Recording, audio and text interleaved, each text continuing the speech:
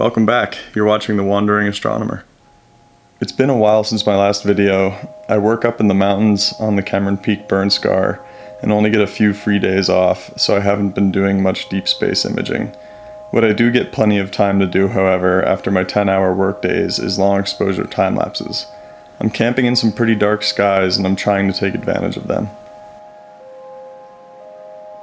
So, long exposures at night are just about every photographer's first baby steps to becoming an astrophotographer, which is cooler, but it also makes you poorer.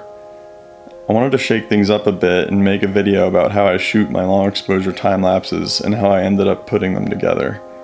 First things first is equipment. You'll need a DSLR, a tripod, and an intervalometer or a remote shutter cable.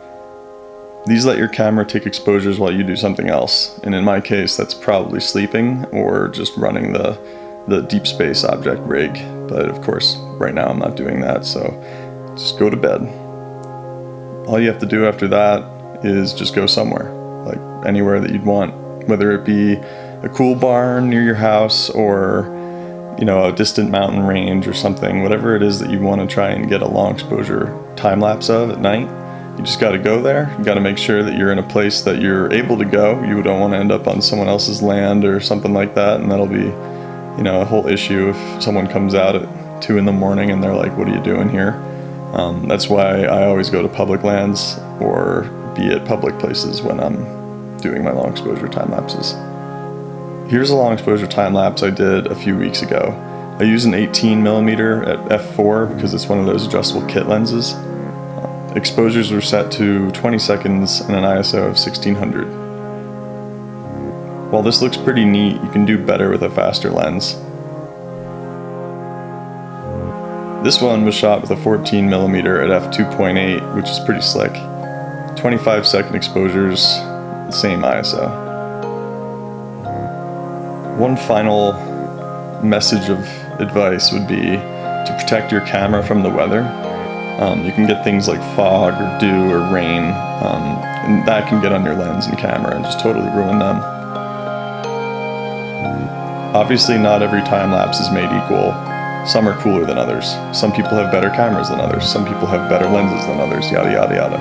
What matters is that you are getting the shot that you want with your equipment, and the rest will just kind of follow suit.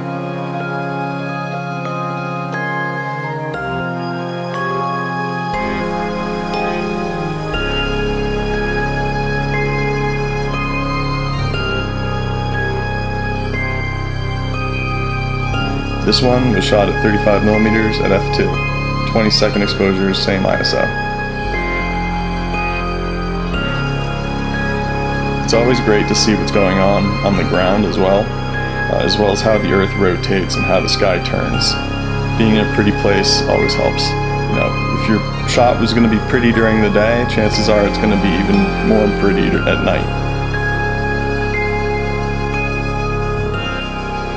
So, with something like that in mind, you generally would want to just try and find yourself somewhere nice that you can go and take some long exposures, maybe somewhere that you're able to camp or car camp at least, or if you're like me and you're crazy, you stay up until 5 in the morning until the sun starts coming up, and then you're like, whoa, man, I'm really tired, but at least I got this time lapse, because that's what cool people do.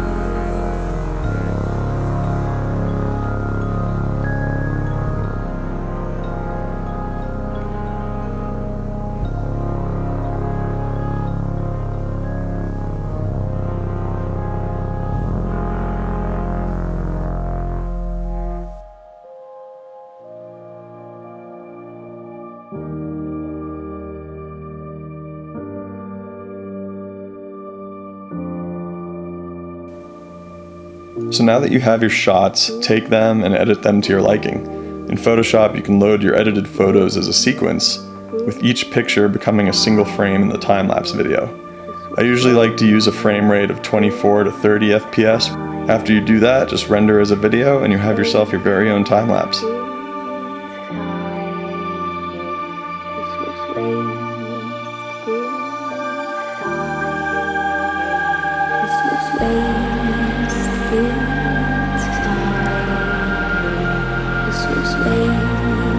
I I hope you like my time lapses in this video.